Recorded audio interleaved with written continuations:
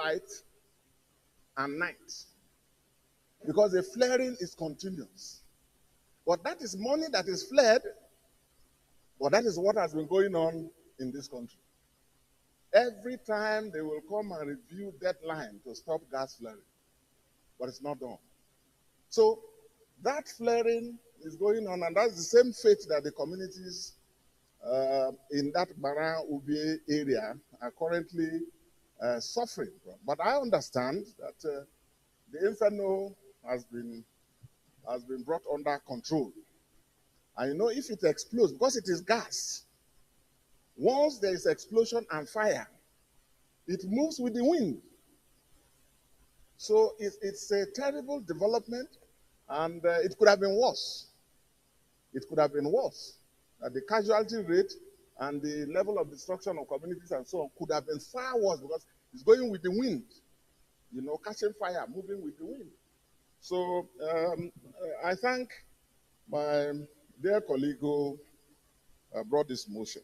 And even for this facility, it may interest you to know that Shell, the major partner that's running this facility, they were not even paying ground rents or any kind of even tax to the state.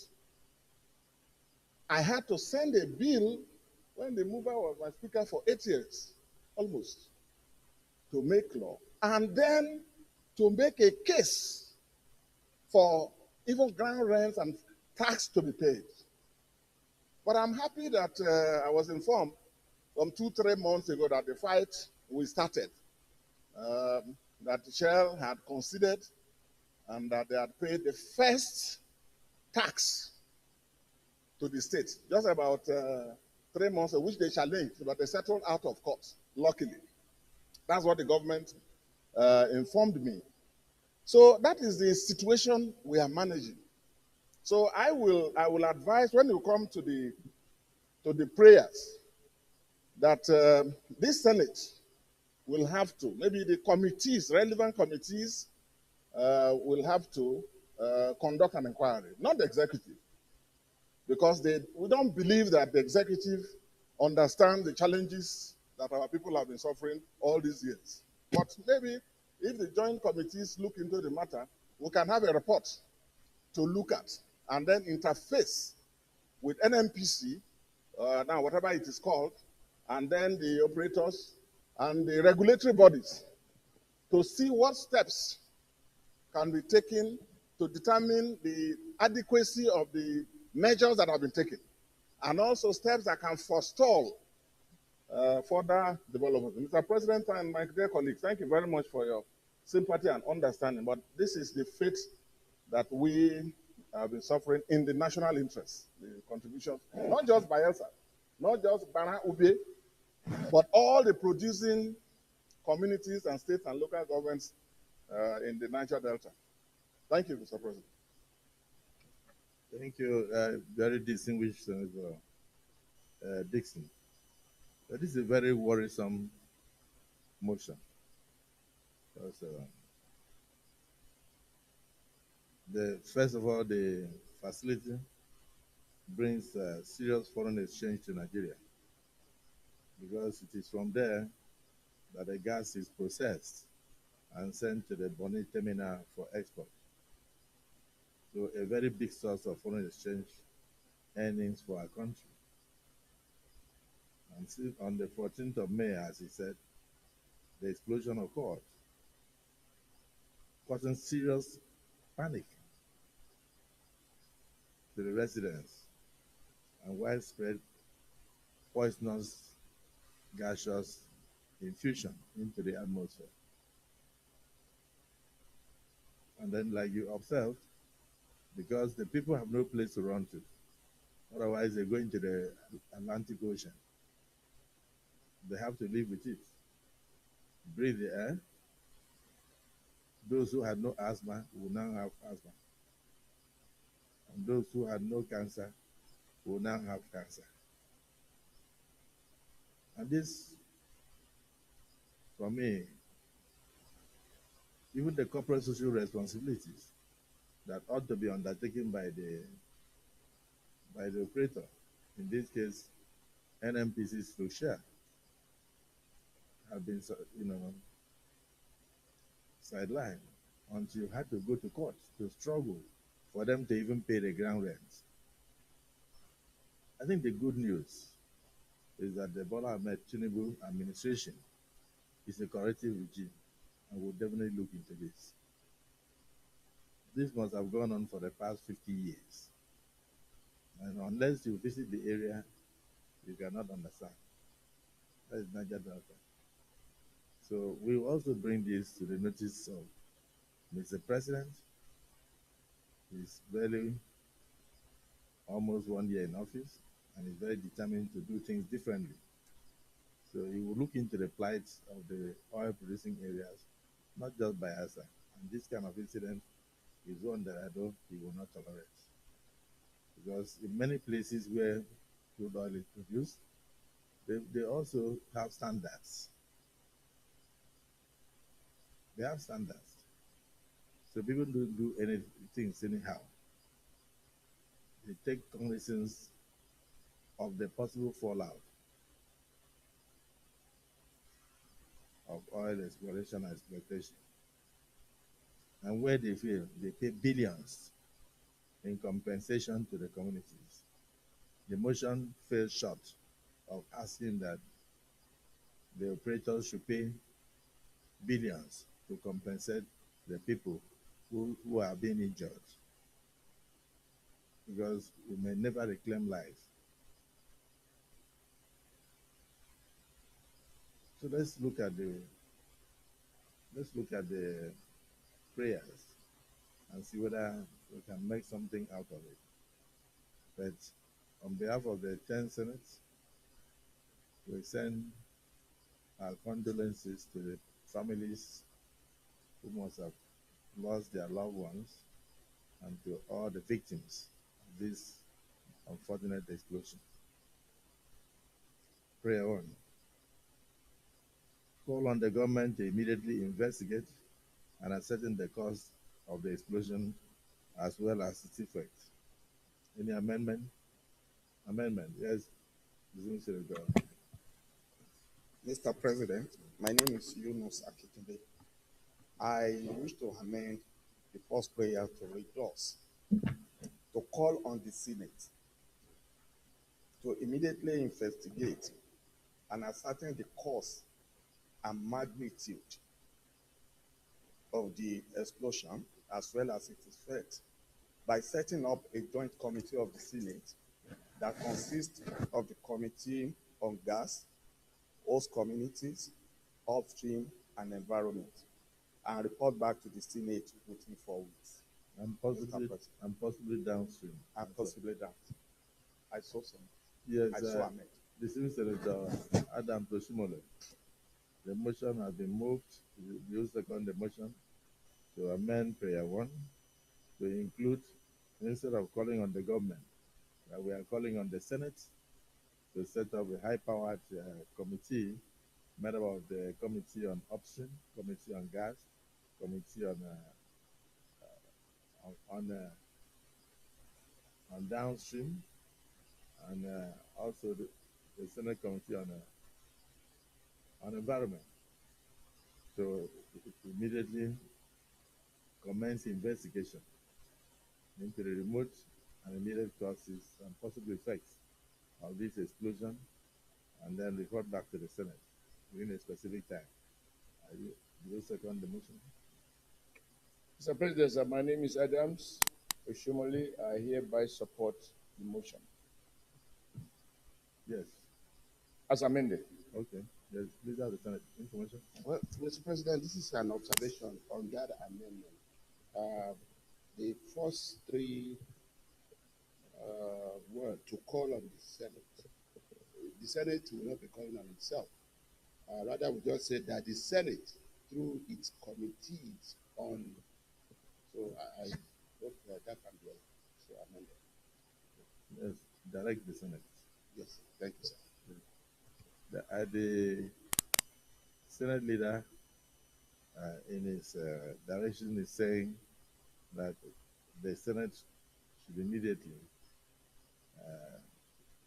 direct its committees on, let's mention them, petroleum upstream, gas, yes, downstream, host communities, and environment. To immediately commence investigation. And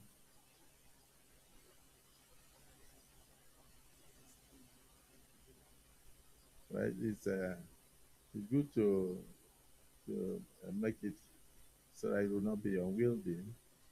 Uh, so unless you are going to set it up like ad hoc committee, in which case you will take the chairman and the vice, and then so you don't have more than 12 people doing the investigation for optimal results.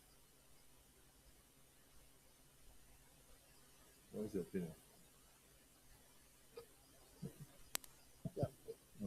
Mr. Senate President, I think it's very important to involve the Committee on Health, because when you look at the main body, the issue of damage to earth, damage to the lungs, and high risk for asthma, that is the protection of people themselves. It's very important. So you want to propose that we set up an ad hoc committee consisting of the chairman and vice chairman Yes. of the various committees.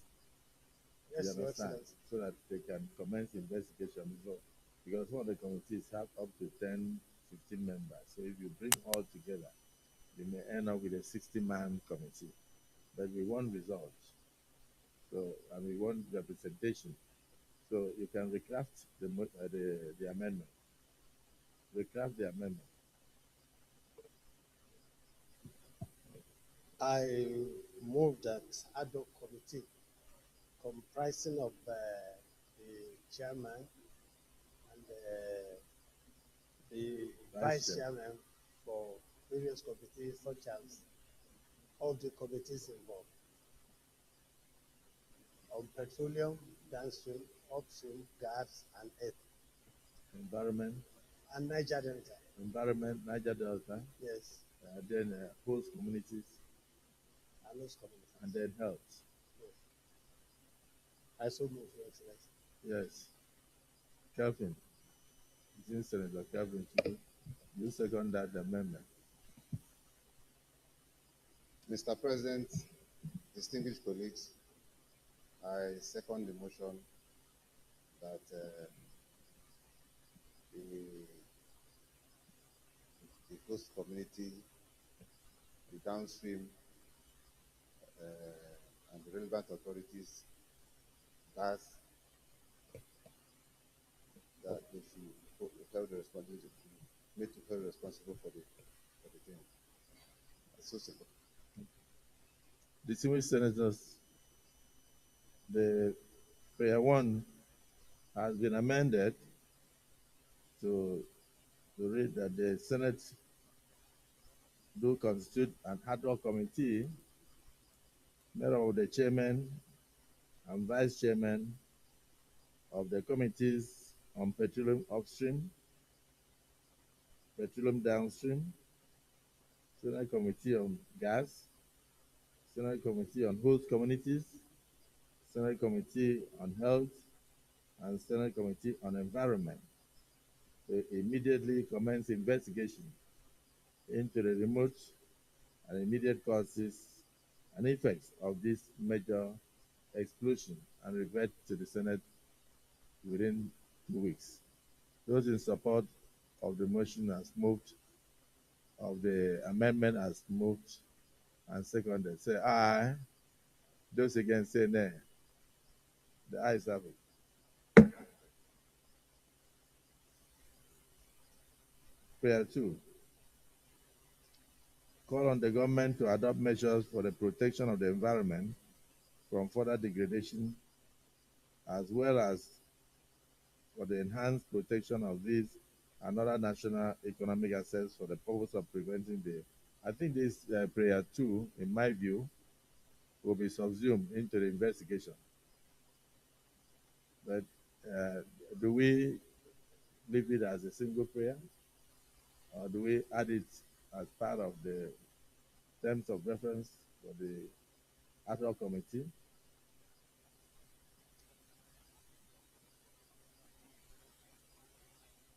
It seems to be a difficult situation. Okay, those in support of prayer 2 say aye. Those against say, okay, amendment, Senator Binus. Thank you, Mr. President, distinguished colleagues, Dinos Yaro, Adama South. I think we should be very specific about our government. It shouldn't be just on the government, but on the federal government. Thank you. Yes. Yes, Senator Yaradua. Thank you, Mr. President, my distinguished colleagues. I'm Abdulaziz Musa Eradua, representing Kasane Center. I rise to second the motion as amended by my distinguished colleague. I so second. Distinguished colleagues, the motion has been moved and prayer 2 amended to read that we should call on the federal government to adopt measures for the protection of the environment from further degradation, and also to enhance protection of other national economic assets, and to prevent further recurrence of this kind of situation. Those in support of prayer 2 as amended say aye. Those against say nay. The ayes have it. Prayer 3. Call on the government and the operator of the pipeline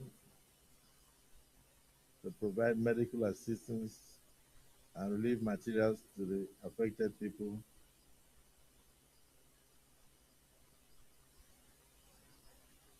Those in support of prayer 2, yes, Senator Yaradua. Thank you, Mr. President, distinguished colleagues.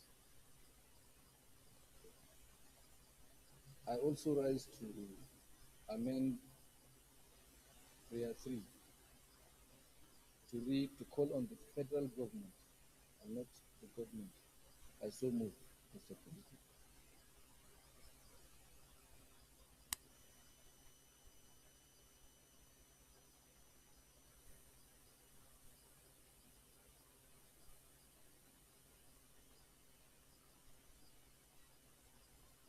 Any seconder? This is Senator Binus. Thank you, Mr. President, distinguished colleagues, Dinos Yaro, Adama South. I rise to second the amendment as moved. I so second. So those in support of prayer 3 say aye as amended. Those against say nay.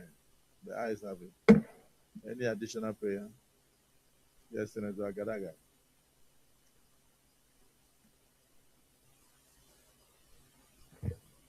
Mr. President, distinguished colleagues, the additional prayer I'm proposing is to call on oil and gas companies operating in the area to immediately commence integrity tests on all the pipelines and installations in their areas of operation to avoid further occurrence. Thank you, Mr. President. Benson Agadaga is my name. Yes, I used. Yeah, this is Senator Professor PhD.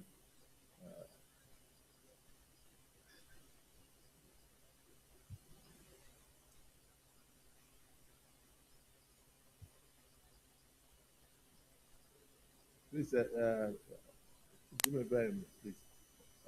Professor of Warfare, try and check your microphone. Thank you, Mr. Senate President. My name is Jimo Ibrahim Foronsho, representing Ondo South Central District. I second the additional prayer moved by my able brother that would conduct the integrity test. That the operators, in that area conduct the integrity test to the pipeline to see how good and how safe these pipelines are. Mr. Senate President, I second that motion. Thank you, sir. Distinguished colleagues, An additional prayer has been moved and seconded that integrity tests be conducted on most of the pipelines to avoid future reoccurrence of this situation. Those in support of the additional prayer say aye. Those against say nay. The ayes have it. Yes, distinguished Senator Anthony Ani. Mr. President, distinguished colleagues, my name is Senator Anthony Ani from Ebonyi South. I think what I wanted to say has been overtaken because I was trying to draw attention to the fact that this is a kind of investigative panel that it should have been after the report from the committee that some of these actions should have been suggested. Thank you, sir. Yes, noted. I think we are more or less adding terms of reference to the committee when we get the holistic report from the ad hoc committee that we have set up, made up of all our various agencies connected with the petroleum industry and associated environmental committees. I think from there we'll know what to do when the report comes before the allo chambers. So your observation is noted. Let me, on that note, thank distinguished Senator Benson Kogowe for bringing this unfortunate tragedy to our notice, and to say that we hope that when the committee swings into, the ad hoc committee swings into action, they will do proper investigation, and then they will make recommendations, which we will definitely involve the government, and being a listening government, something will be done about it. Let's hope that the outcome of this ad hoc investigation will help to forestall further breakages of and explosions of pipelines and other facilities in this nature. And also, it will serve as a major guide that we cannot build a gas processing plant in an area where people are living. Because one day it's almost like a tragedy waiting to happen. So to avoid loss of lives and this kind of incident, that it's important that we also look at the location and the siting of these facilities to protect lives and properties of all Nigerians. So I thank you for bringing this to the fore, and I pray that this will be the last time that this kind of thing will happen. My heart goes out to the people affected and the victims, and I extend the condolences of the 10th Senate. Thank you. Yes, point of order, Senator Yaradua. Thank you, Mr. President, my distinguished colleagues. Once again, I'm Abdulaziz Musa Radua, representing the good people of Kasina Center. Mr. President, I'm also coming under, I came under Order 41 and 51 on the 16th of May, and the motion I wanted to present before the Senate was aptly captured in the voice of proceedings of 16th of May. Mr. President, I also approached you yesterday and this morning in respect of the urgency of this motion.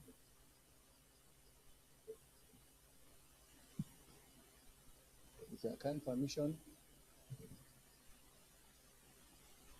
You are coming under Order 41 and 51. We had, do. It was under the same voice of proceedings with Senator Benson too on the 16th of, that was last week. So, give us a summary of what Mr. President, my distinguished colleagues, the motion is on the payment of toll fees at airports by VIPs and military personnel. And Okay, so this borders on the distinguished colleagues, Armed Forces Act. I understand. Distinguished colleagues, distinguished Senator Yaradua met with me on the current decision of the federal government to call on all Nigerians to pay taxes at the airports for entry into our airport facilities. And we observed that it's not in line with the Army Ordinance and the Constitution. So, and he wanted to bring it under Order 41 and Order 51. But we have just taken one, and we can only do one a day. So is it the view of the Senate that he be allowed to bring his motion on the next legislative day? Those in support say aye. Those against say nay. The ayes have it. So you can bring your motion on the next legislative date. Leader of the Senate. Thank you, Mr. President.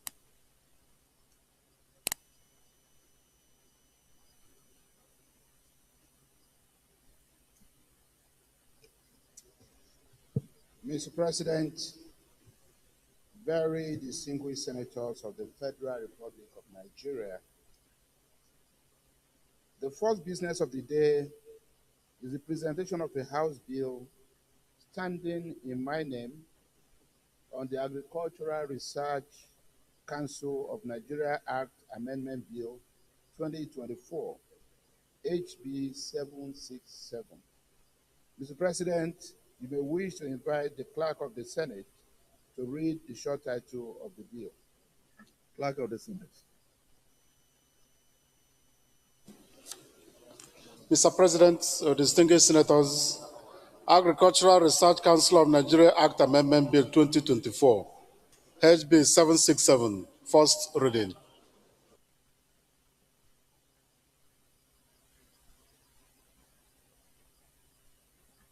Distinguished colleagues, Agricultural Research Council of Nigeria Act Amendment Bill 2024, HB 767, first reading taken.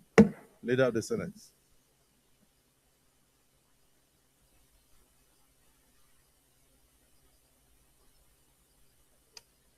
Mr. President, very distinguished colleagues, the second business of the day is the presentation of a bill standing in the name of most distinguished Senator Nwoye Tony on the National Directorate of Employment Act Amendment Bill 2024, SB 123.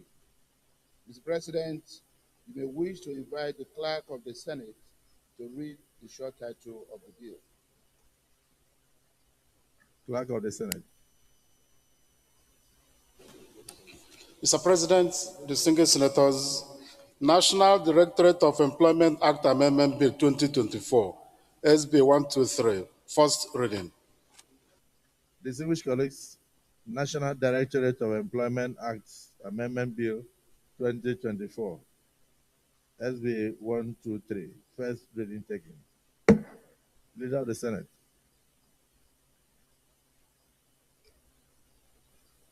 Mr. President, distinguished colleagues, the third business of the day is the presentation of a bill standing in the name of most distinguished Senator Osita Ngo on the Maritime Operations Coordinating Board Act Amendment Bill 2024, SB 438. Mr. President, you may wish to invite the Clerk of the Senate to read the short title of the bill. Clerk of the Senate. Mr. President, distinguished senators, Maritime Operations Coordinating Board Act Amendment Bill 2024, SB 438, first reading. Distinguished colleagues, Maritime Operations Coordinating Board Act Amendment Bill 2024, first reading taken. Leader of the Senate. Mr. President, distinguished colleagues, the fourth business of the day is the presentation of a bill standing in the name of most distinguished Senator Emmanuel Udende Memga on the Electoral Act 2022 Amendment Bill 2024, SB 458. Mr. President, you may wish to invite the Clerk of the Senate to read the short title of the bill? Clerk of the Senate. Mr. President, distinguished senators, Electoral Act 2022 Amendment Bill 2024, SB 458, first reading. Distinguished colleagues, Electoral Act 2022 Amendment Bill 2024, SB 458, first reading taken. Leader of the Senate. Mr. President, distinguished colleagues, the fifth business of the day is the presentation of a bill standing in the name of most distinguished Senator Oluwole Fashuyi Cyril on the Tertiary Education Trust Fund Act Amendment Bill 2024, SB 459. Mr. President, you may wish to invite the Clerk of the Senate to read the short title of the bill. Clerk of the Senate. Mr. President, distinguished senators, Tertiary Education Trust Fund Act Amendment Bill 2024, SB 459, first reading. Distinguished colleagues, Tertiary Education Trust Fund Amendment Bill 2024, SB 459, first reading taken. Leader of the Senate. Mr. President, distinguished colleagues, the sixth business of the day is the presentation of a bill standing in the name of most distinguished Senator Adegbonmire Adeniyi Ayodele on the Federal University of Technology Akure Teaching Hospital Establishment Bill 2024 SB 460. Mr. President, you may wish to invite the Clerk of the Senate to read the short title of the bill. Clerk of the Senate.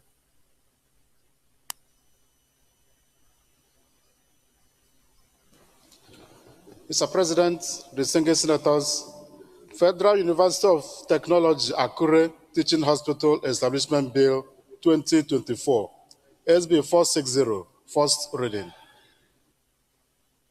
Distinguished colleagues, Federal University of Technology Akure Teaching Hospital Establishment Bill 2024, SB 460, first reading taken. Leader of the Senate.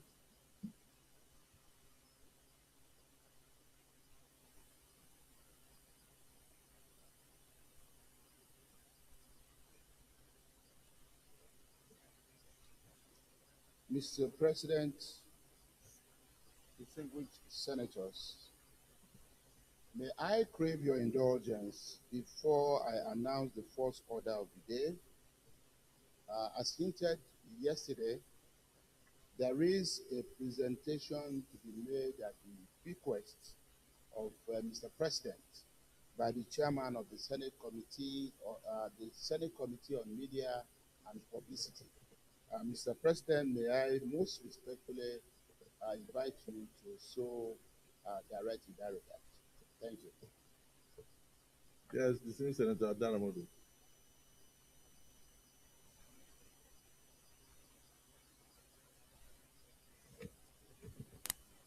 Thank you very necessarily, Mr. President. I remain, and I am from Ekiti South Central District of Ekiti State. I am Senator Yemi Adaramodu.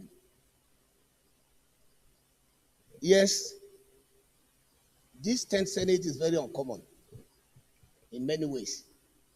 And uncommonly, we have to do so many things quite differently to ensure that the National Assembly, nay, the Senate, gets the attention, the public attention that it deserves. I wish to invite my colleagues, very distinguished colleagues, to a very resounding grand presentation of the 10th Senate magazine. Yesterday, we are going to witness a groundbreaking moment in the history of Nigeria.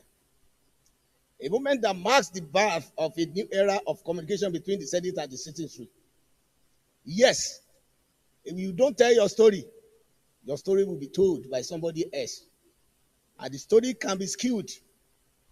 And we know that the National Assembly, the Senate, is already being driven to a frozen metaphor for ludicrous, insidious, invidious stupidity, whereby the narratives out there negate what the Senate stands for.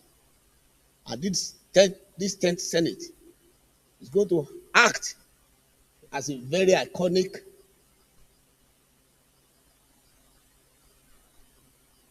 metaphor for for something better than what the unsuspecting public is taking the Senate for. For the first time in the annals of our great nation, the Senate has bestowed upon us the Senate, the 10th Senate magazine. And it is a platform that will bridge the gap between the Senate and the people it serves. This visionary initiative of the leadership of the 10th Senate is deliberately intended to foster transparency, understanding, and engagement as we strive to build a stronger and more inclusive democracy. Your Excellency, Mr. Senate President, may I seek your leave to take a moment to share the light on the noble institution of the Senate. The Senate stands as the upper chamber of the National Assembly, representing the interests of the diverse Nigerian populace. It is here, in the hallowed hall of legislation, that the voices of the people find resonance and their concerns are addressed through thoughtful deliberations and legislation. The 10th Senate magazine, a beacon of progress, is an embodiment of the Senate's commitment to open dialogue and effective communication with Nigerian people, within and outside. Then its pages, you will find a tapestry of stories, insights, and ideas that reflect the rich chronicle of our nation. It will serve as a platform for the Senate to share its legislative achievements, initiatives, and aspirations, while also providing a voice to the diverse voices of our citizens. As we embark on this journey together, let us embrace the power of knowledge and dialogue. Let us seize this opportunity to strengthen the bond between the Senate and the people as we work hand in hand towards a brighter future for our beloved nation. Mr. Senate President, I extend my very heartfelt gratitude to the President of the Senate, who himself is the publisher, distinguished senators, and the editorial team who have contributed to the birth of this 10th Senate magazine.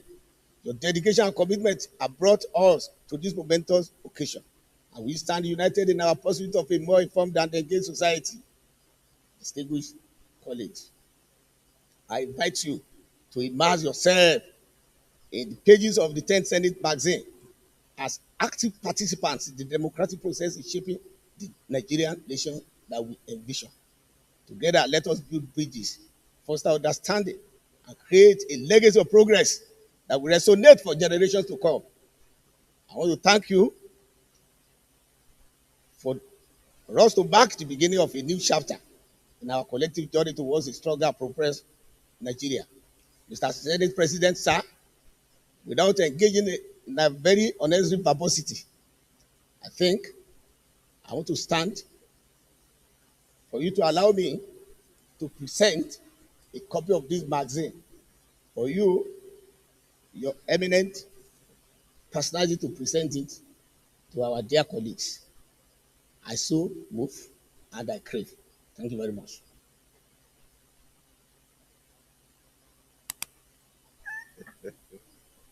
This is totally uncommon. Senator Dixon, it's as if you want to second that is move.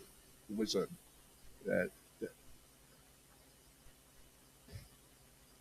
Henry Siraki Dixon. I think the presentation is one of the sometimes the light-hearted moments that a serious body like the Senate needs to once in a while indulge in.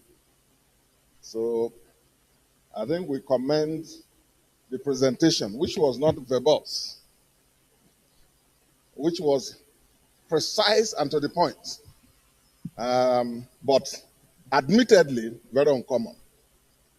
I was even conversing with my colleagues here whether the magazine is already in existence, because I know a lot of us would have wanted to cite it and maybe use this occasion to present it and go through the publications. But even without seeing it, all of us believe that the publisher is the Senate president, and everything there will be as good and very uncommon. And also, the editor-in-chief, who was not verbose, is doing a great job as our spokesperson. And he has our support, and we believe that all of us will look at this magazine, feature in it, and from time to time, read the publications. And we hope, and we invite the public, the Nigerian public, and the general public within and outside this country to also avail themselves. In addition to other publications, other channels, this will be an additional channel by which the public can access and be part of what we are doing. Thank you very much, Mr. President. Well, distinguished colleagues, the Senator Adaramodu has requested permission of the Harlow Chamber to present 10 Senate Magazine, a platform that will enable you to air your views and also report on the activities of the Senate vis-a-vis our service to the nation. And it has been seconded by very distinguished Senator Dixon that yes, he can go ahead to present it. So those in support that he be allowed to present this magazine for the perusal of distinguished senators and for the use of the Senate as a bond between the Senate and the people of Nigeria, say aye. Those again say nay. The ayes have it. I know that Senator Alero just came in. So proceed.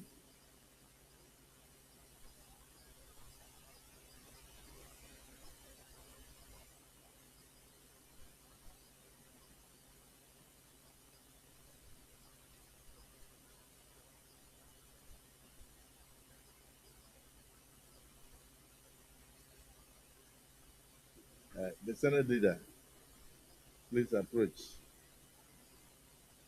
Minority leader, approach. Deputy leader, approach.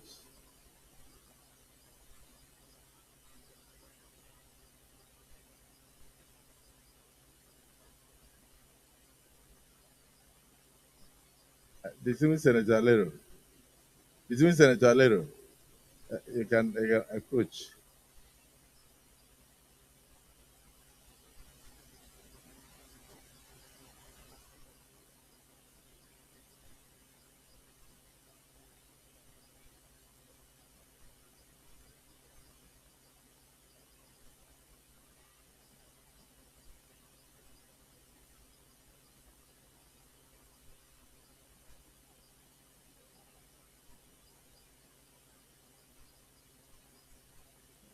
By the special permission of the Senate President, they may approach the highest table. By the special permission of the Senate President, the distinguished Senator Carlo, you also approach. Distinguished Senator.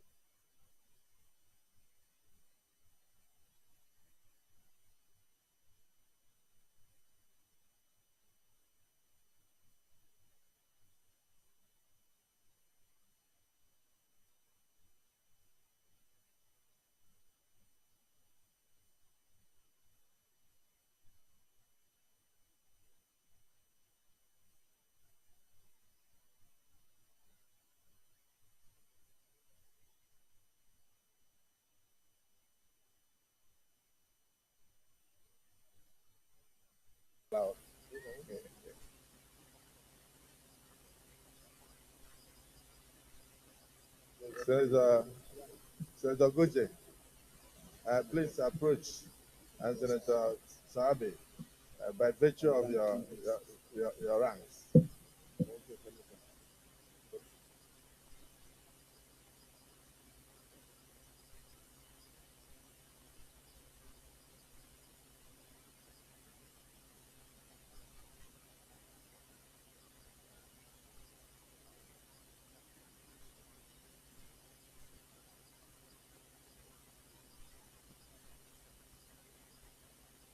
What of the Senate President Emeritus? If you don't mind, you can approach. Uh, uh,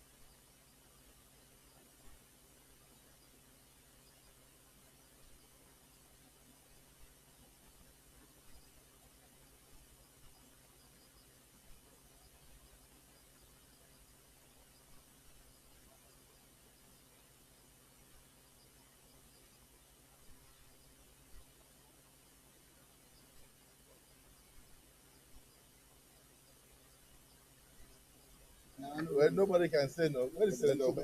No, you can take where is it? This is Senator Obey, please. The senators want to see your red cap. It's the one that you communicate.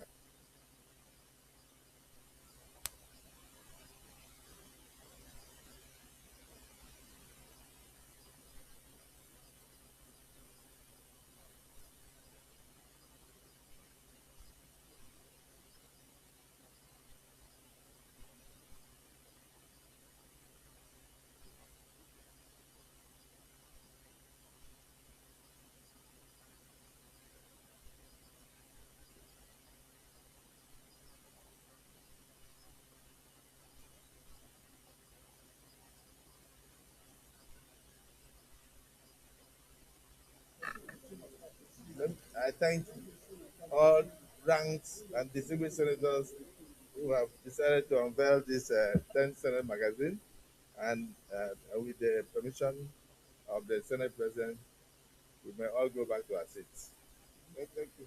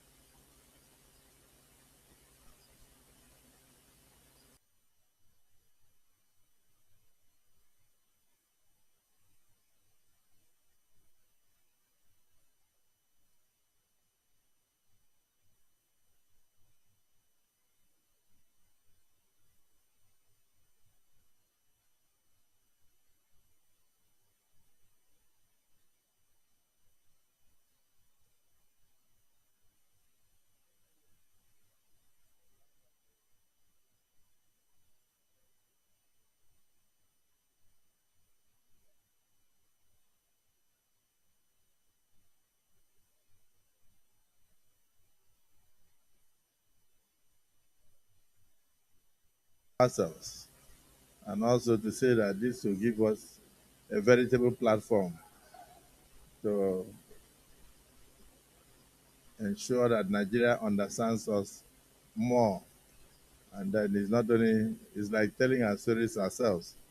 And so the 10th Senate magazine will be periodical.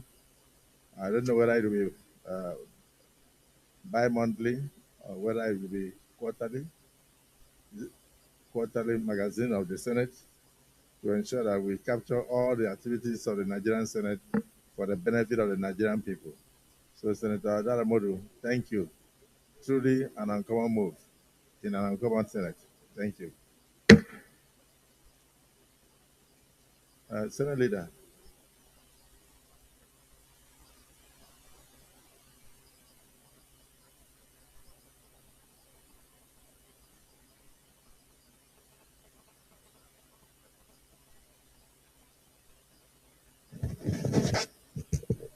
Mr. President, oh,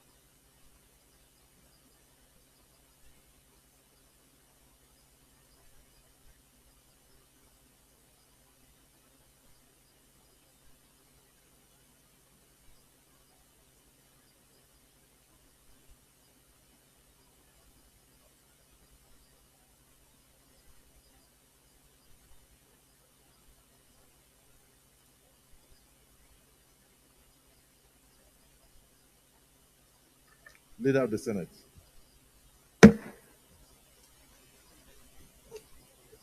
Mr. President, very distinguished senators, may I most respectfully seek for a reordering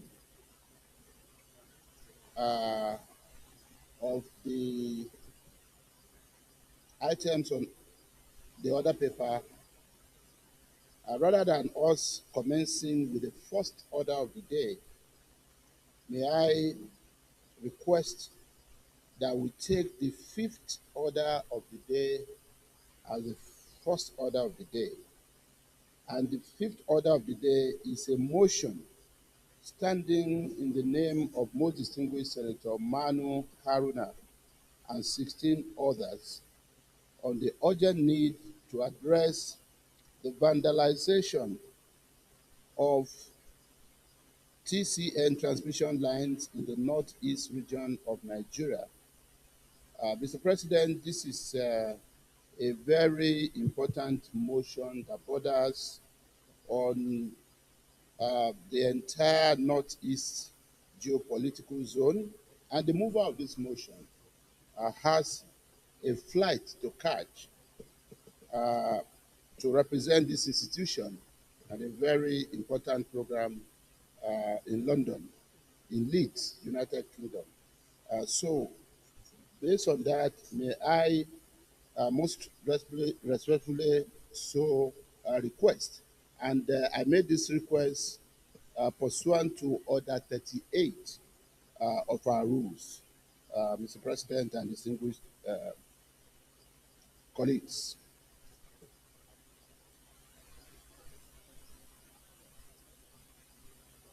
Minority Leader.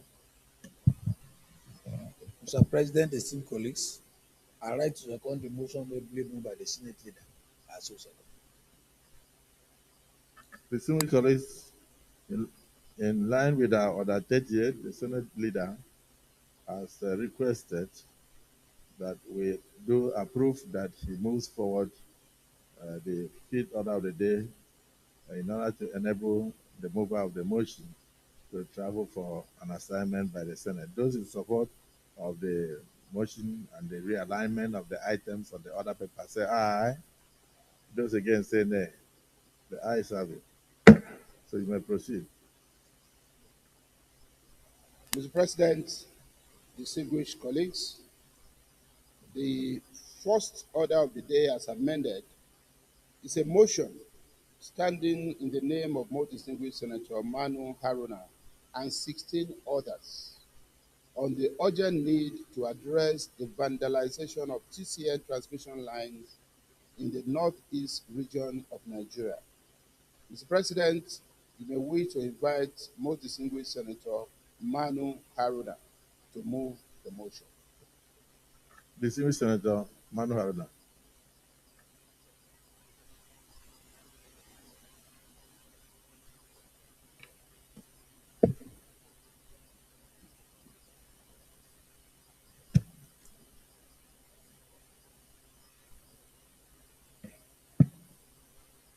Thank you, Mr. President. Distinguished colleagues, my name is Saruna Manu. I represent Taraba Central.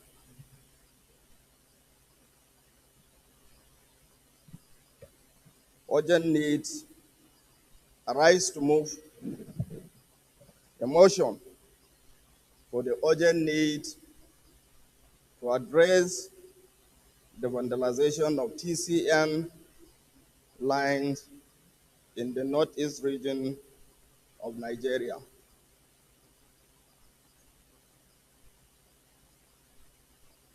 The Senate notes that the vandalization of critical electricity transmission infrastructure poses a significant threat to the economic prosperity, public health, safety, and security of the northeast region of Nigeria. Further note that recent incident of vandalization along the Jos Gombe 330 kV transmission line have resulted in severe disruption to power supply, affecting the millions of residents, hospitals, commercial activities, communication networks, public safety, and the overall well-being of the people of Plateau, Bauchi, Gombe, Adamawa, Taraba, Yobe, and Borno states. Aware that the frequent vandalization of transmission lines, especially the disruption of TCN towers, not only disrupt the electricity supply in the affected states, but also compromises essential services such as healthcare and education. It also exacerbates insecurity issues and imposes a heavy financial burden on public resources for the repair and replacement of infrastructural damages. Further aware that the indirect effect of power outages on food production further strain the food inflation of the country, impacting the availability and affordability of agricultural products, particularly in the Northeast region, which is a major cultivator and producer. Informed that the proposed alternative transmission line route, namely the construction of the Makodi-Jalingo 330 kV transmission line, offer a viable solution to mitigate the risks of vandalization and improve the resilience and reliability of the electrical infrastructure in the region. Also inform that by investing in alternative transmission routes and enhancing security measures, we can safeguard the well-being of our communities, promote economic stability, and ensure the reliability supply of electricity for all residents and businesses. Further inform that the Presidential Power Initiative, PPI, agreement between Nigeria and Germany aims to boost Nigeria's power infrastructure by rehabilitating and expanding its electricity grid. It involves the construction of new power plants, upgrading existing ones, and improving transmission and distribution networks. Germany, through its development bank, KfW, is providing financial and technical support for this initiative. Conscious that it is profitable for the nation to enhance accessibility and affordability of high-quality power supply services to support these states and their citizens. Resolve to urge the federal government through the Federal Ministry of Power to, as a matter of urgency, allocate funds to the Transmission Company of Nigeria, TSN, to address the fault along the Jos Gombe 330 kV transmission line and restore power supply to affected areas, especially on all affected towers. Also urge the federal government of Nigeria, in line with the Renewing Hope agenda of President Bola Ahmed Tinubu, to expedite the construction of the Makodi-Jalingo 330 kV transmission line in alignment with the Transmission Rehabilitation and Expansion Program, TREP, and the Presidential Power Initiative, PPI, to connect the Northeast region to the Southeast Transmission Network. Mandates the Federal Ministry of Power to implement the recommendation outlined in Section 209, 210, 211, 212, and 213 of the Electricity Act 2023 to enhance the security of transmission infrastructure. Also, to collaborate with security agencies and local vigilantes in host communities of TCN transmission line to deter and prevent acts of vandalism. I so move, Mr. President. Thank you. Thank you. Dismissed Senator Goje.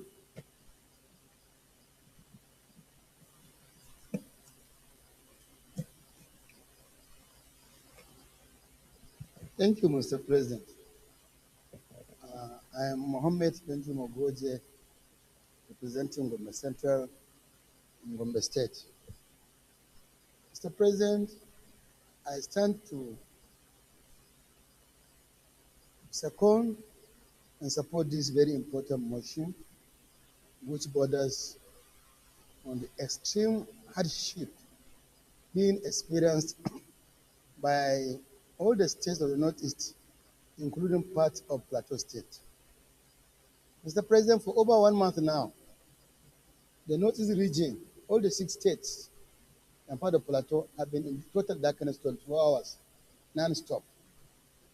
And the reason is just because some few towers of the 330 kV transmission line have been vandalized, and the transmission line has been supposedly working on these towers for the past maybe 30 or 40 days. Up to now, no tangible result has come out. Mr. President, it is very appealing that a very, very important part of this country, comprising 6 states and part of Plateau, can be kept in darkness non-stop, and nothing to show on the part of TCN to show that they are really very serious to solve this problem. People have been complaining in Mama. We have gone to them, I've written to them. Our governors have talked to them, traditional rulers, national assembly members individually, and yet there's no result. That's why we are now coming to the National Assembly, the Senate in particular, to intervene on behalf of our suffering people to ensure that electricity is restored to the Northeast without delay. The mover of the motion has also touched on the need, I think I need to explain that, on the need to construct the Makade Jalingo 330 kV line. The idea is to have what they call double circuit. If we had this Makude Jalingo line, if we have faults along Jos, Gombe line, you can still, the states can still get light through the Makade Jalingo Yola Gombe transmission line. That's what they call double circuit. But what we have now is single circuit. And it doesn't cost much if we can do that. That will solve the problem of electricity in the Northeast. Without doing that, any small fault, even if one tower is affected, the entire region will be in darkness.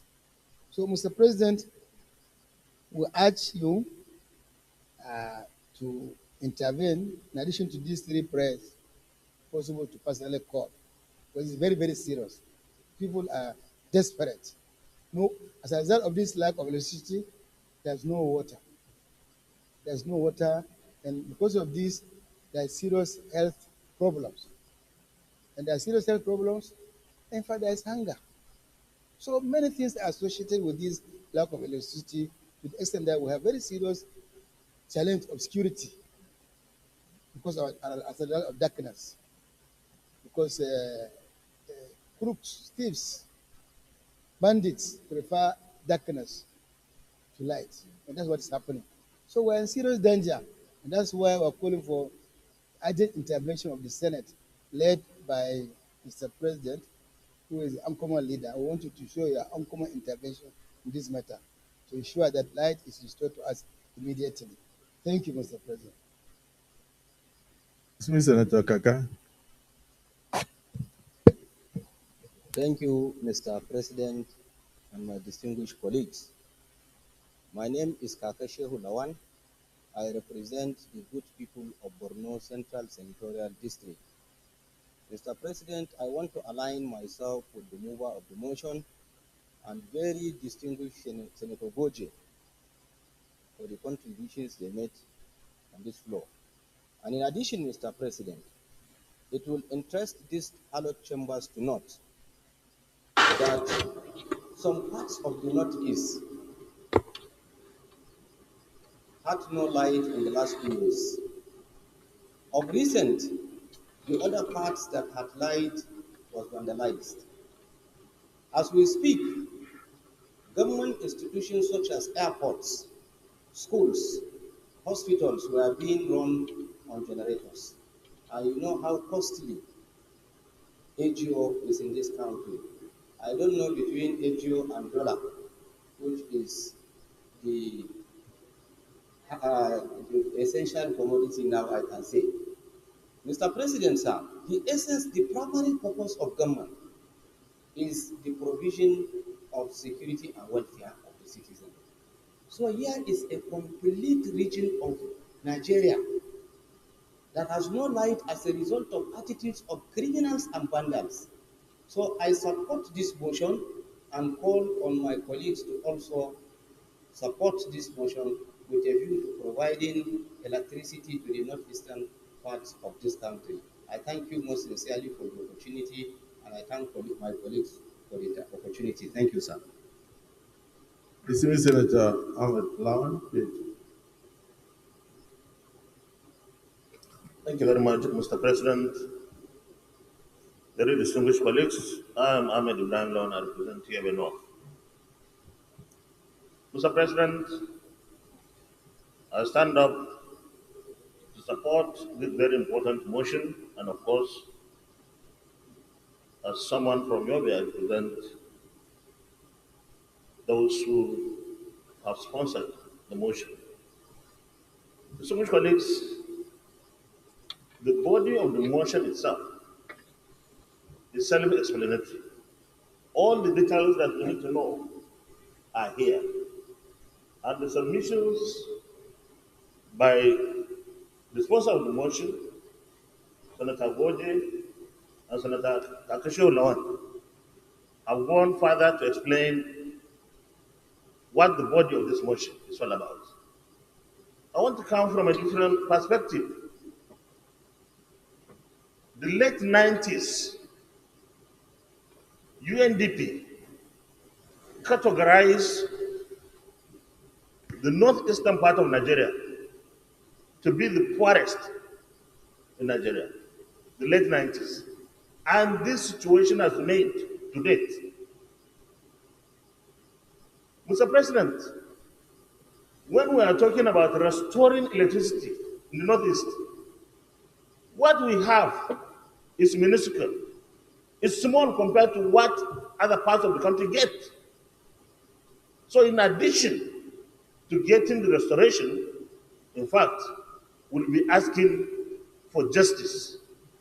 Because power, energy, helps in development of industries and, in fact, livelihood generally. We don't have in our areas, and the little that we had was taken away. Mr. President, the northeastern part of Nigeria is one part of Nigeria where we were promised Mambila hydroelectricity power. Since late 70s to date, not 1 kilometer of road has been constructed to usher in the construction of that dam. Poverty is so entrenched in the lives of our people. Mr. President, imagine a section of Nigeria where, despite the backwardness, insurgents came and destroyed institutions of learning, particularly our primary schools and secondary schools. And educationally today, the Northeast is suffering so much because we are backward, we are being stopped from making any further progress.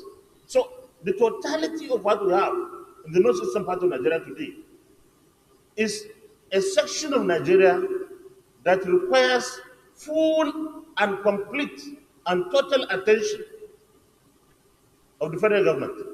We thank the federal government of Nigeria that we have the Northeast Development Commission. But the Northeast Development Commission alone cannot handle the development challenges in the Northeast today. So I support this motion wholeheartedly, but I feel that, Mr. President, when you will take the lead in pursuing our case, we should go beyond just restoring the electricity that we have that is not even enough in any way in that part of the country, because we received the list. Thank you very much for the privilege. Senator Wadada. Thank you very much, Mr. President, distinguished colleagues. I am Senator Ahmed Wadada Aliyu. Is that President? Yes, they have moved me here. Please, my colleagues know that I have been moved. Yes, you can see my name, sir. It's my seat.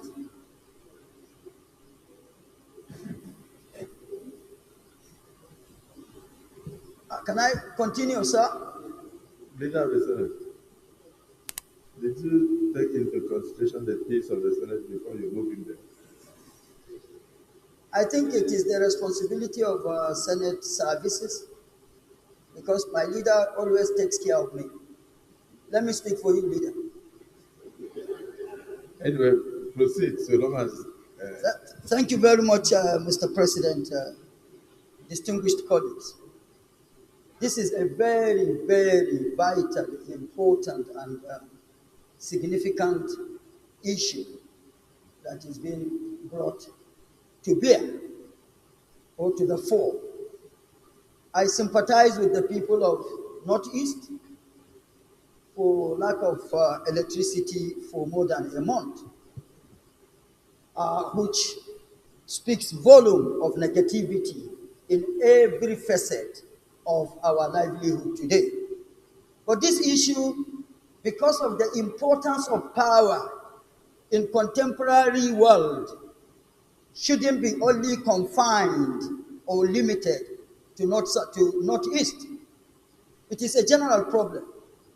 And so really and truly today, without electricity, you virtually can achieve nothing. Virtually nothing can be achieved without electricity. The local communication we were used to does no longer exist. It is all to do with our phones. And so without electricity to charge, the natives being able to charge their phones, how do they transact businesses? When we, the government of today, or the financial system today, preaches, propagates, and does all it can to institutionalize financial inclusion, cashless economy. It is all to do with this. And if there is no power to charge electricity, your phones, how do they transact businesses?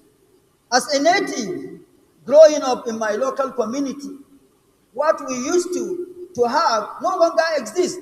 The traditional grinding machine that we grind corn and all our consumables that need to be grinded. Today, that does no longer exist. You use electrical machines to grind all you need for your daily consumptions. So without electricity, nothing can really be achieved. And this issue of electricity all around the country, Mr. President, like Senator Ahmed Lawan said, as uncommon as we know you to be, this 10th Senate should be much more uncommon in addressing the issue of electricity in Nigeria. Because I can really not understand why the inability to solve this problem in this country. All the sources of power generation that technology has provided in the world today, Nigeria has all those sources of power generation. And yet, we still don't have electricity. My local community is not exempted from the situation of lack of electricity. And we're talking corruption, fighting corruption. How do we fight corruption where life is so expensive, so difficult for people to live? The cost of diesel is a problem. The cost of this is a problem. And the government of the day is doing the best it can. But if we allow things like this to continue the rate at which they are going, Nigerians will not appreciate the efforts of this government. But you notice that the motion is talking about vandalization. It is not that government failed to provide. We have to differentiate it. It is not that government failed to provide I am going there, Mr. President. No, they start from there because you have to tailor your contribution towards the motion. The motion is saying that as a result of vandalization of the TCN lines, that the entirety of the Northeast today has stayed without electricity. And then Senator Kaka said that some areas, because of insecurity and also the same vandalization, had even stayed for 2 years. But now, of recent, it has now extended to the whole states of the entire region. So, and then Senator Ahmed Lawan pointed out that federal government has tried to introduce the Northeast Development Commission, and that will help in terms of improving the infrastructure, but it is not enough. The government needs to do more in order to ensure that that area is taken as a special development area. Mr. President, for us to achieve anything. If you are saying that you can't understand why Nigeria has not moved forward in electricity, the same way that you can't understand why some people are tall and some people are short. That is the simple truth. The country is not indicted of ideas or speeches, but the country is indicted of action. And what we are talking about now is that everybody must contribute. All hands must be on deck. The vandals must stop in order for the Northeast to have electricity. And government must also do its best to expand the coverage. So I believe we are on the right track. So what's the difference between? So please round up so that Senator Lau has something to say. I am well guided, but we all know that I am not, and shall not talk out of point. Vandalization is a common problem everywhere, and those that are into this should be called to order. And having said that, I did say that the government of the day is doing the best it can to ensure that this situation is being handled. But if things like this continue, Nigerians will not appreciate. So really and truly, Mr. President, what you said and what I said are on the same path. So we should all do the needful. So you support the motion? Of course, I support the motion. That's why I raised my hand and you recognized me, sir. Thank you. And the still is allowed. When you are contributing, also note that they gave alternative. That somebody is saying that if we were to get light from the just transmission line, in addition, that it will also assist to give light to the Northeast. So the person was suggesting two sources of transmission, which will make it sustainable outside the repair of the immediate damaged transmission line. Please go ahead. Thank you, Mr. President, my highly respected colleagues. In associating myself with the motion, I want to support and congratulate the mover and co-movers of this motion. Your Excellency and my distinguished colleagues, this incident happened on the 22nd of April precisely, and it affected four towers, towers 2088, 2089, 2090, and 2091. Your Excellency and my distinguished colleagues, when this incident happened, it was the peak of hot season in the Northeast geopolitical zone, and the Senate was on short recess for Easter and Salah break. Immediately the incident happened, I contacted the Chairman Senate Committee on Power. We discussed extensively, and I moved to contact the Managing Director and Management of TCN Nigeria Limited. And Your Excellency and my distinguished colleagues, I'm happy to say that the Managing Director and the management of TCN acted promptly by asking their contractor to move to site immediately. The contractor moved to site and promised to deliver before the end of May. His own date is 27. At the moment, I've been in constant touch with the management of TCN and the contractor, and God willing, by Saturday this week, power would be restored to the Northeast geopolitical zone. Your Excellency and my distinguished colleagues, I want to specifically align myself with what the former President of the Senate said. The Northeast geopolitical zone is a forgotten and a zone that has been completely neglected. More especially the corridor between Benue, Taraba, and Adamawa has been neglected for the whole period of the existence of Nigeria. That is why you don't see rail along that line. You don't see major federal highway along that line. The only federal highway that existed along that line is a trans-Saharan road supported by the African Development Bank, which is supposed to start from Calabar and end in Tripoli. Your Excellency, my distinguished colleagues, I will want us to support this motion to mount further pressure on TCN and its contractor to employ more hands in handling the towers, even though they assured me this weekend that Saturday unfailingly they will restore power to the Northeast geopolitical zone. Your Excellency, my distinguished colleagues, as I said, Northeast, Northeast, Northeast. Your Excellency, the former Senate President has explained that Mambila Power Project was promised to us years back.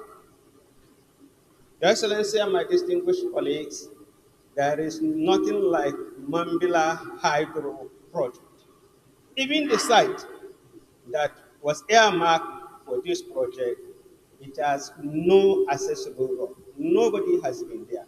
A lot of money has been expended on that project that doesn't exist at all. Not even the survey has been completed. Your Excellency and my distinguished colleagues, I think on the issue of Mambila Hydro project, we need to constitute a special committee to look into the dubious means of awarding that contract, a total neglect to due process, and a total violation of the Procurement Act and waste of money. Yes? Your Excellency, the Senate needs to constitute an ad hoc committee to look into Mambila Hydro project. When I was the chairman of public procurement in the 9th Senate, I was opportune to read the procurement process. Your Excellency, it's a dubious process. Nobody is supposed to come up and claim $2 million, $3 million for doing nothing. $3 million will improve the life of citizens in the Northeast geopolitical zone. Your Excellency, the Senate needs to do something special on Mambila Hydro project. Your Excellency, let me use this opportunity to thank the management of TCN for their prompt action to handle the situation. Your Excellency, the issue of power in the Northeast zone, especially during the hot season, has its own untold hardship on our people. People lost their life, lost their business. People have so many health issues because of lack of power during the peak period of hot season in the Northeast geopolitical zone. And in supporting and associating myself with this motion, I second the motion and congratulate all those that put their heads together to to bring about this motion. I so second. Thank you. Senator Leno.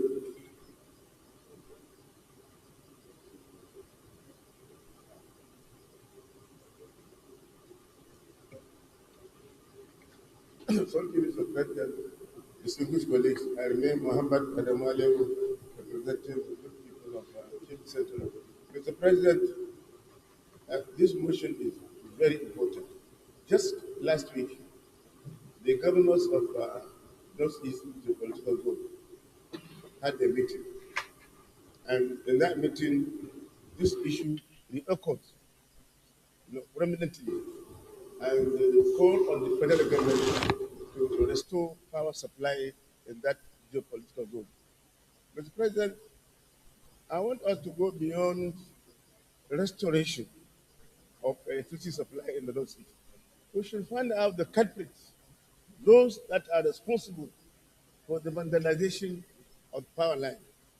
It is considered as economic sabotage for people to go and destroy government properties, whether it is electricity power towers or rail lines, roads, infrastructure generally. And Mr. President, even if these people are caught within a very short period of time, we find them to be set free.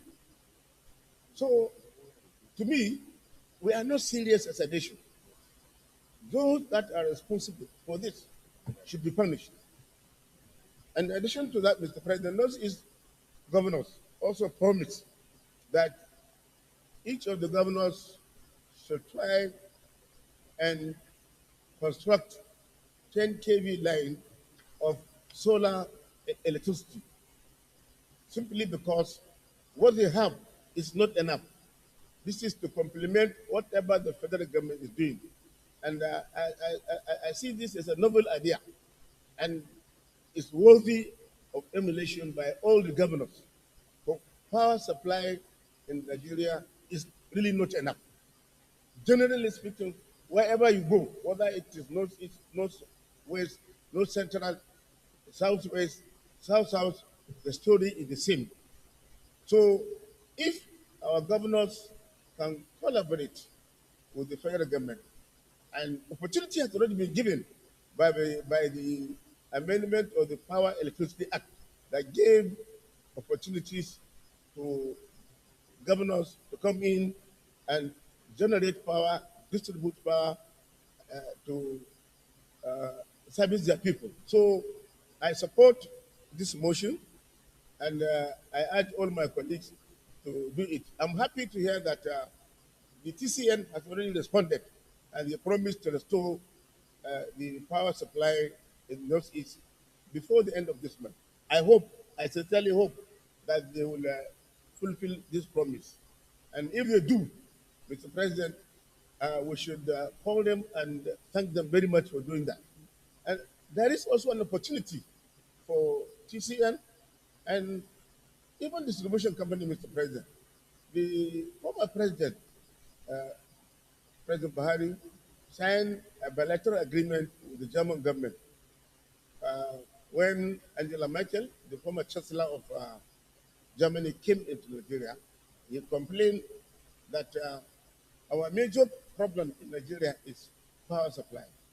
And she immediately directed Siemens, it's an electricity giant. It's a very big company that is known for electricity supply and generation. She directed that company to come and study the power problem in Nigeria and do their best to handle it. And I understand they are already in the country and they have done quite a lot of work. So we should also see the opportunity of directing TCN to instruct Siemens to go and see what's happening in the Northeast with the view of restoring power supply. And so that's my case, Mr. President. Thank you. The civil colleagues there is really nobody that is opposed to this. And one of the things that the civil senator Alero pointed out is that even the governors are already exploring ways of bringing additional power supply to the northeast through green energy through solar. And by constructing about 10 kilometers, 10 kilowatts of solar panels. And I think this is a noble idea. But also recall that when the ambassador of Germany to Nigeria came, we brought up the issue of the Siemens contract. And then we pointed out that the initial intention was not for them to become suppliers of equipment. It was supposed to be a turnkey project where they will bring the equipment, install the equipment, run the equipment for a while, and then hand over to Nigerians. But I think somewhere along the line, somebody went and tried to change them to suppliers, which means they can come and dump the equipment here and go back home. And then they said that we have capacity to install. And at the end, they will make nonsense of the effort of the former administration. So we pleaded with the ambassador to do everything possible to go back to the original agreement, where the Siemens will come not just as equipment suppliers, but will come in on a turnkey level, supply the equipment, install the equipment, test run the equipment, run it for a while, and then train our people and then hand over to our people. So I do hope that the Committee on Legislative Compliance is monitoring to be sure that that decision of the Senate is being adhered to. Otherwise, we'll have equipment lying at the wharf for the next 10 years without being cleared. So, having said that, we can go into the prayers unless Services, Mustafa, you have something to add? Your Excellency, the Senate President, distinguished colleagues, in lending my voice to this all-important motion ably presented by Senator Manu is that we should also come back to the actual motion, which is about vandals. We have said all we can about electricity supply, how epileptic it is, and the efficiency. But there's one area we have not touched, which is those who are actively involved in this act of vandalization. When we say vandalization, it's just like they are spoiling. No, sometimes they come to steal some of these things to resell in the market. And it is being done with the active participant or participation of some of the staffs of some of these agencies. Because I have experience where some people wanted to sell transformer to me. At the end of the day, we discovered these were stolen items from the then NEPA. So because nobody will just stand up and go and climb the pole wire to harvest or to remove 33 kVA cables like that without having knowledge of how the system works. So I want us to also draw our attention and the attention of those who are supposed to be custodians of this asset, that we must find a deterrent in making scapegoats out of those that are caught in this active business of theirs. That's my little contribution here, sir.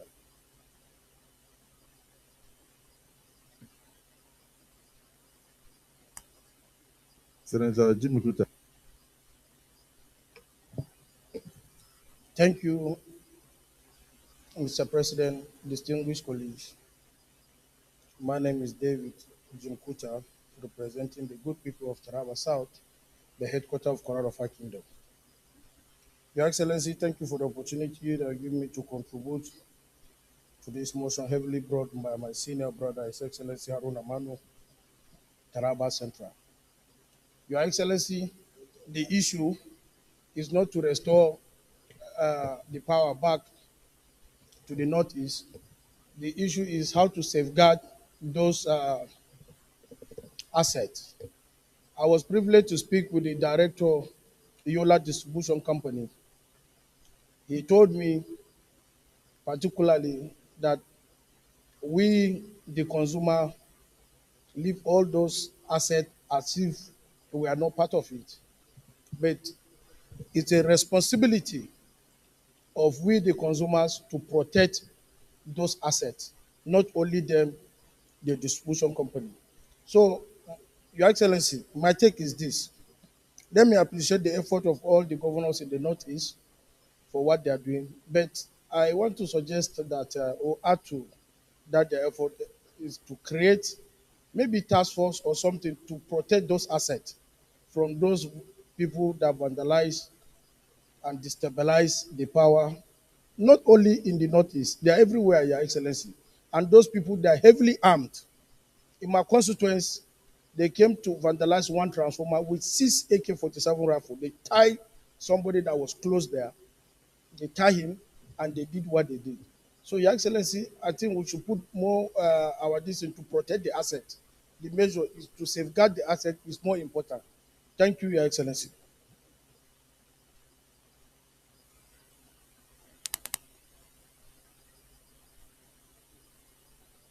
Let me thank all that have spoken and to say that a few things have come up. One, the Mambila Hydro project, Senator Lau, you may have to come with a different motion for us to look into it because it's a very large project. And then we try to know how much we have expended so far and what has been done.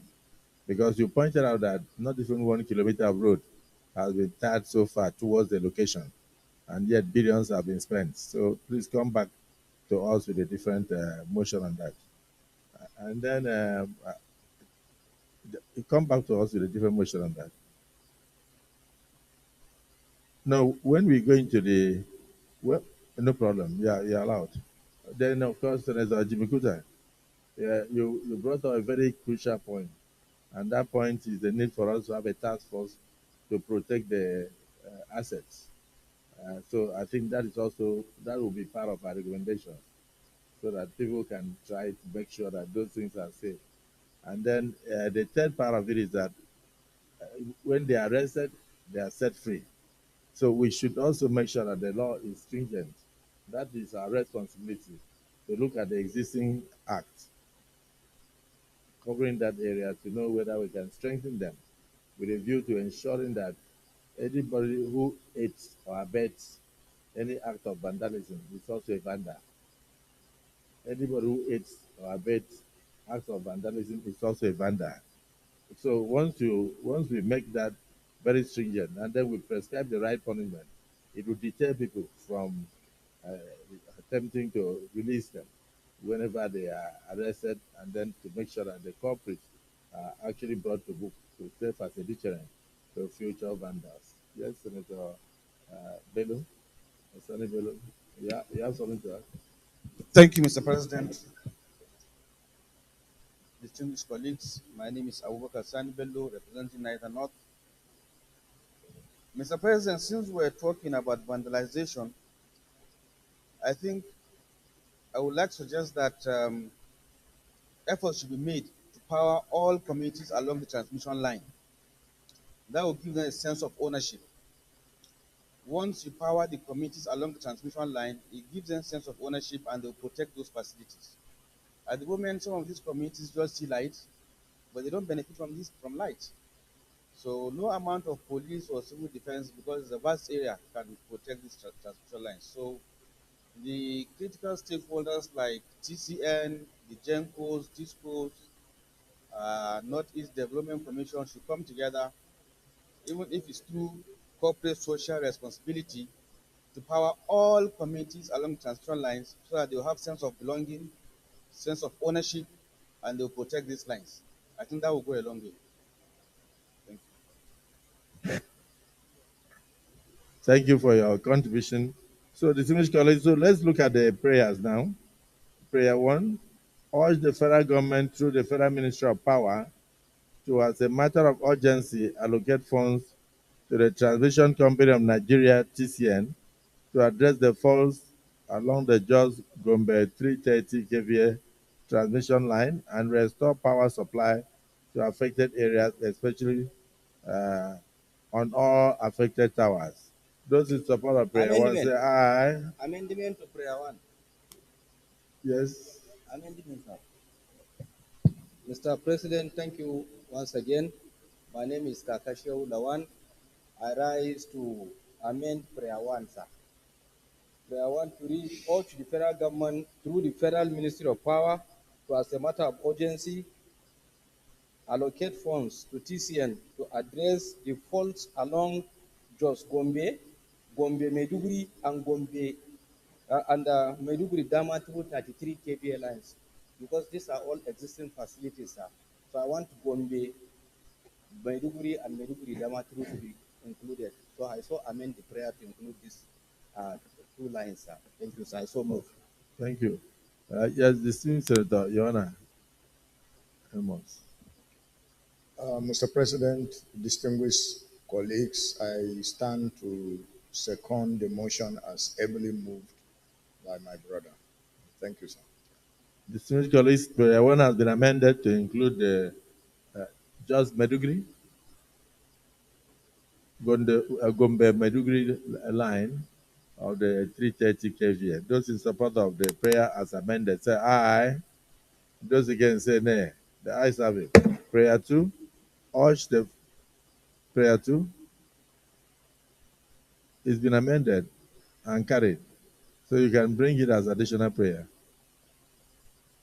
Prayer two, urge the federal government of Nigeria, in line with the renewed home agenda of President Bola Ahmed Tinubu GCFR, to expedite the construction of the Makodi Jalingo 330 kVA transmission line in alignment with the Transmission Rehabilitation and Expansion Program TREP and the Presidential Power Initiative PPI to connect the Northeast region to the Southeast Transmission Network. Those in support of prayer 2 say aye. Those against say nay. The prayer 2 is carried. Prayer 3, further urge the Federal Ministry of Power to implement the recommendations outlined in sections 209, 211, 212, and 213 of the Electricity Act 2023 to enhance the security of transmission infrastructure. Also to collaborate with the security agencies and local vigilantes in host communities of TCN transmission lines to deter and prevent acts of vandalism. That was what Governor Bello said. Those in support of prayer 3 say aye. Those against say nay. The ayes have it. Yes, any additional prayer? Senator Yao. Thank you, Mr. President, and my distinguished colleague, Senator Isa Shoaibullah, representing the good people of Tarabano. My additional prayer is to urge the federal government to make provision for special intervention fund for maintenance of all transmission lines and establishment of new ones to evacuate the power generated to the needed communities. I so move. Thank you. Any second? Okay, so yes, this seems that Mr. President, I am Yahya Abdullahi representing Kebinov. I rise to second the motion ably raised by my distinguished colleague, Senator Lau.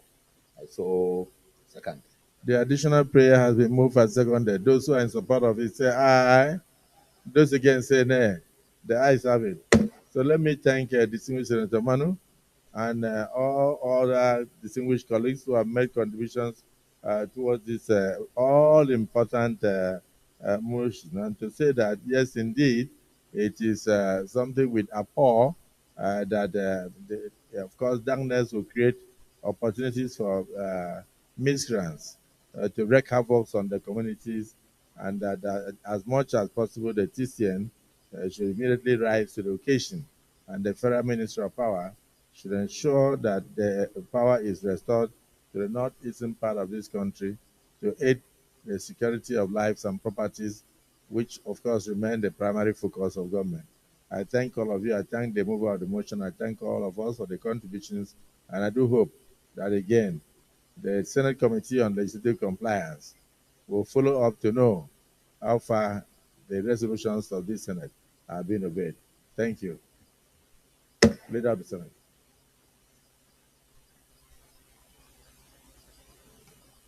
Thank you, Mr. President.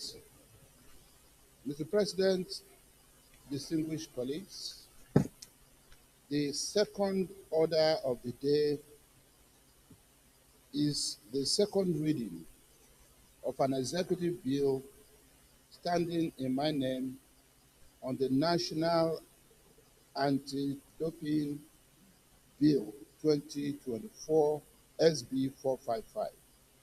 Distinguished senators will recall that the bill was read for the first time in this chamber yesterday, Tuesday, 21st May 2024. Mr. President, with your permission, Mr. President, I would like to present the lead debate on this bill before my motion for the bill to be read a second time. Yeah, proceed. Thank you. Mr. President, very distinguished colleagues, it is with utmost pleasure that I rise to lead the debate on the general principles of the bill for an act to domesticate and enforce in Nigeria the United Nations Educational, Scientific, and Cultural Organization UNESCO Convention against doping in sports and to implement Nigeria's obligation to the World Anti-Doping Code, international standards, and for related matters. The bill was read for the first time on Tuesday, 21st May 2024. This is an executive bill sent by Mr. President and Commander-in-Chief of the Armed Forces of the Federation as part of the country's direct response to the domestication of the International Convention Against Doping in Sports. This multilateral UNESCO Convention and Treaty was adopted by member states at the General Conference held in October 2005 in Paris as measures to be adopted by nationals to prevent and eliminate drug doping in sports. Therefore, Nigeria, as one of the signatories to the treaty, is expected to domesticate the treaty in order to tackle the ugly menace of doping amongst our sportsmen and women. The bill, in a nutshell, seeks to domesticate the UNESCO Convention Against Doping in Sports to, among other things, establish the National Anti-Doping Center for the purpose of combating doping in sports in compliance with the World Anti-Doping Code and UNESCO Convention. The objectives of the bill are to wit, domesticate the International Convention Against Doping in Sports, establish an independent body charged with the responsibility for the implementation of the World Anti-Doping Code and international standards subscribed to by Nigeria, protect the rights of athletes to participate in doping-free sporting activities, to promote fair and equal treatment of all athletes and their health, to coordinate and harmonize effective sports anti-doping program at the national and international levels with regard to detection, deterrence, and prevention of doping, and provide measures for the prevention and control of doping in sports. Mr. President, distinguished colleagues, it is instructive to note that Nigeria, as part of its effort to implement the anti-doping code in line with the UNESCO Convention, had in October 2011 made an interim arrangement whereby the National Anti-Doping Committee was established. However, in view of the fact that the committee was not backed by legal instruments or legislation, its operation and objectivity remain weak and unattainable. As a result, the current administration deemed it necessary to introduce this bill because of its strategic importance and in recognition of the fact that Nigeria is a sport-loving country with numerous sports enthusiasts who view sports as an epicenter of unity and togetherness. Therefore, it is imperative that the Senate aligns itself with the reasoning of the executive as this bill seeks to bring about improvement and ensure fair play in the sporting environment. On this note, Mr. President and distinguished colleagues, I appeal to you all to individually and collectively support the expeditious passage of this bill. Finally, the financial compendium for the establishment of the proposed National Anti-Doping Center is attached herewith for your kind consideration. Mr. President, distinguished colleagues, I thank you. Thank you, Senator Kawu.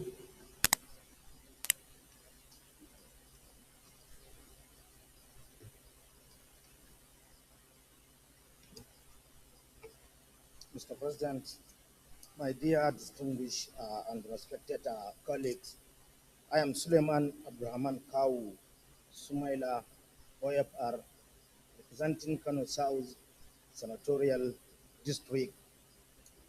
Mr. President, I am here by seconding the motion heavily moved and by distinguished Senator, the leader of the House, to on this very important bill. Mr. President, quite all right, listen to the mover of this bill. We can understand the importance and necessity to make sure that we domesticated this bill this time around. As Olympic is approaching, and we have so many international engagement before us as a country, and we have already signed to be part on this convention. We must, as a parliament, expedite action and pass this legislation. Failure to have this legislation within short period of time, Mr. Speaker, it will lead to suspension or suspending Nigeria from international supporting activities. And it will attract a financial penalties and sanction to our country, more especially this time around where we are approaching Olympics in Paris. Sadly, quite all right. If we don't have it this time around, we will lose a representation and the influence in international supporting activities worldwide. And we must make sure that we have it in order to run away from reputational damage to, as a country. And finally, we may likely be, or we will be isolated from global supporting activities without passing this bill in this time around.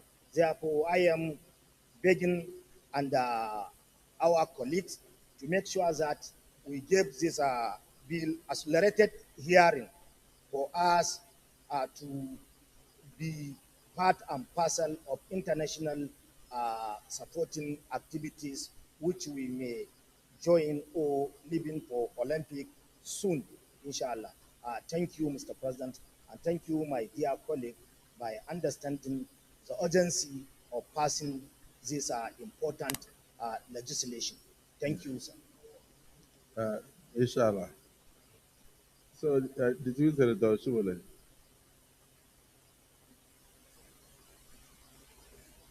Mr. President, sir, my name is Adams Aliu Eric Oshomole. I represent the great people of Edo North in Edo State and also the laboring masses of Nigeria.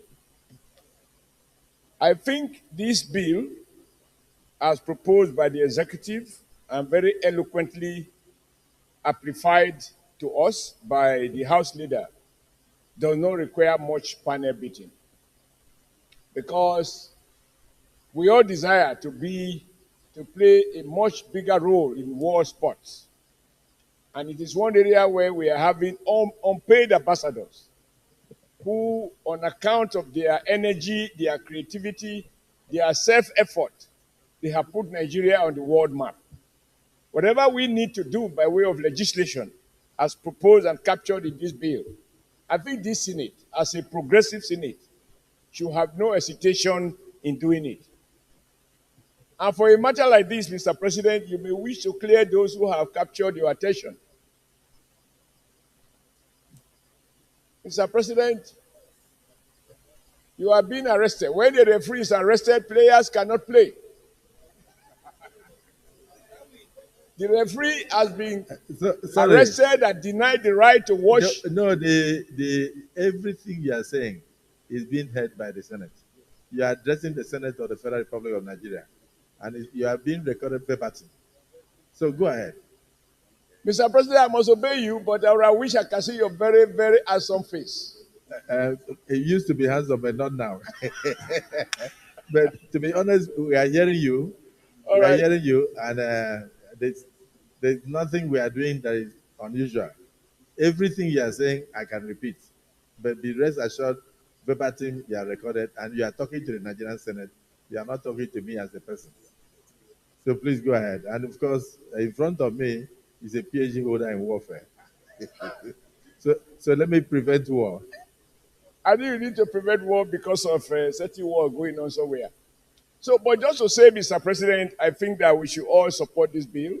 We have read of nations and very, very talented athletes and other sportsmen and women around the world who have been prohibited or banned from participating in sports on account of doping, etc., etc.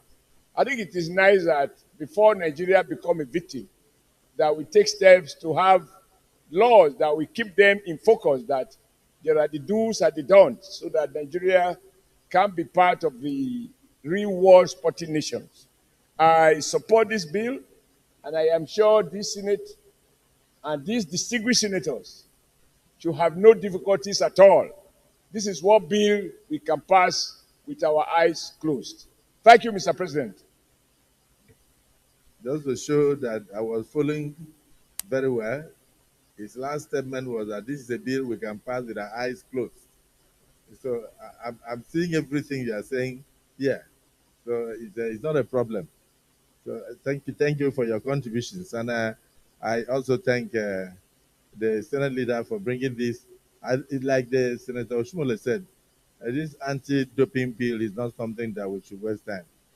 So on that note, I think after this contribution, Senate leader, we should invite the clerk to proceed. Is there anybody who is opposed to this bill being read a second time?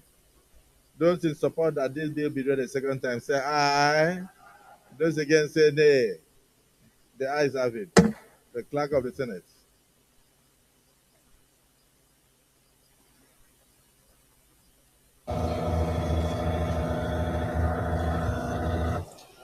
Mr. President, distinguished senators, a bill for an act to domesticate and enforce in Nigeria the International Convention Against Doping in Sports, establish the Nigeria Anti-Doping Center to implement Nigeria's obligations to the World Anti-Doping Code, international standards, and for related matters 2024.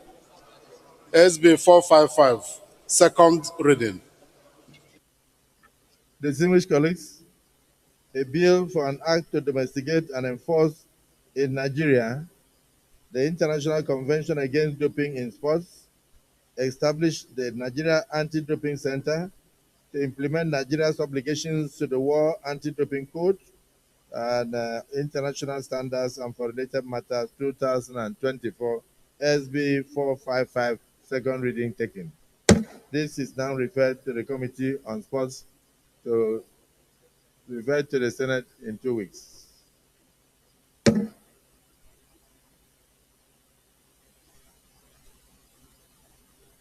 This is Senator Kawu.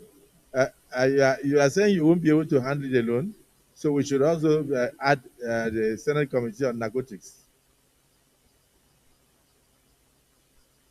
So, okay, you can do it in a week. Fantastic. So when even if I said 2 weeks and you come in 2 days, it's still okay. But we are adding the Senate Committee on Narcotics and Drug-Related Offenses. So the lead committee will be sports, but the Senate Committee on Narcotics and other drugs-related matters will also join you. So, and legal matters to revert to the Senate in 1 week.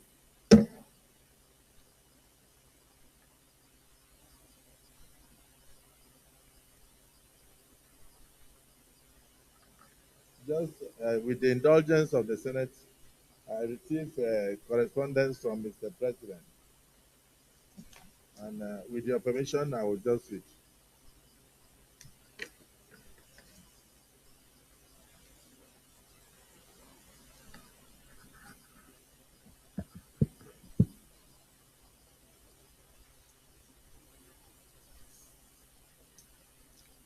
Distinguished Senator Garcia Lakwabio GCON, President of the Senate, Distinguished Senate President, submission of 2024 statutory budget proposals of the Niger Delta Development Commission, NDDC. In line with the provisions of Section 121 of the Constitution of the Federal Republic of Nigeria, I forward herewith the 2024 statutory budget proposals of the Niger Delta Development Commission for consideration and passage by the Senate. The budget proposal has been prepared on the basis of the NDDC's revenue and expenditure forecast and is in line or is totally aligned with the fiscal and developmental policies of the federal government and renewed hope agenda. In addition, the budget proposal takes into consideration the 2024 to 2026 Economic Recovery Growth Plan, as well as key assumptions of the 2024 Appropriation Act of the federal government.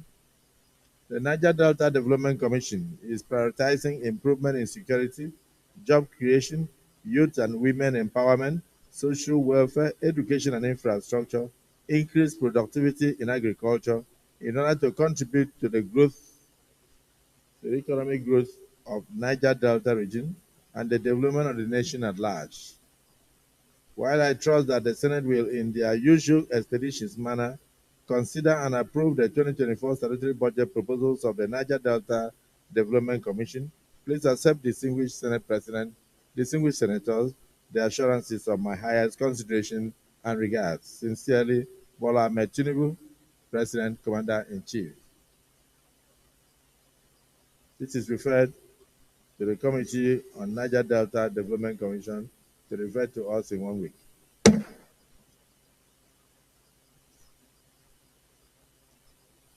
Yes, Senate Leader. Thank you, Mr. President, and very distinguished colleagues. May I move that we step down the other items of the other paper today till the next legislative day.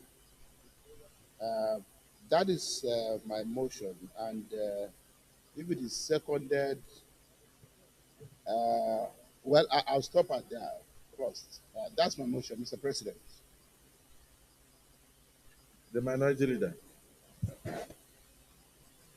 Mr. President, the civil colleagues, I like to second the motion moved by the senior leader that we step down on the items on the other paper for today. I so second.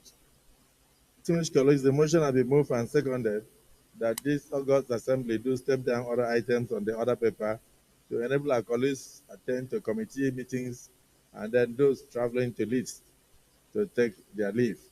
Those in support of the motion as moved and seconded say aye. Those against say nay. The ayes have it.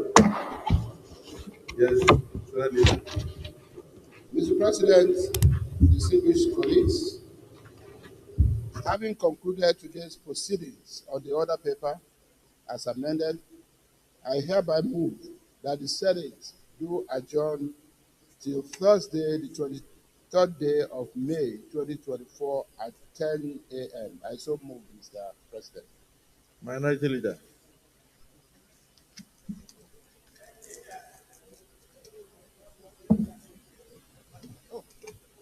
Minority Leader. Thank you, Mr. President, the colleagues.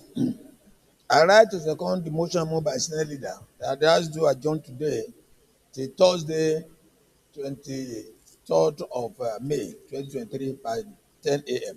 I so second. Stand him.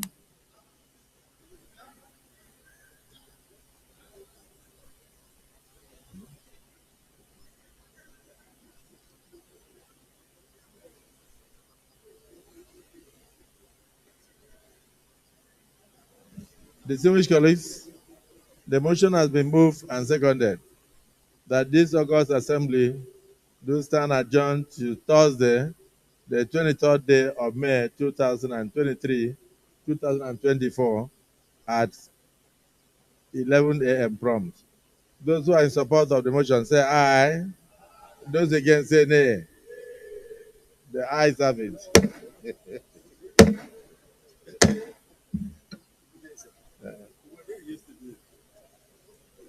Where were you yesterday?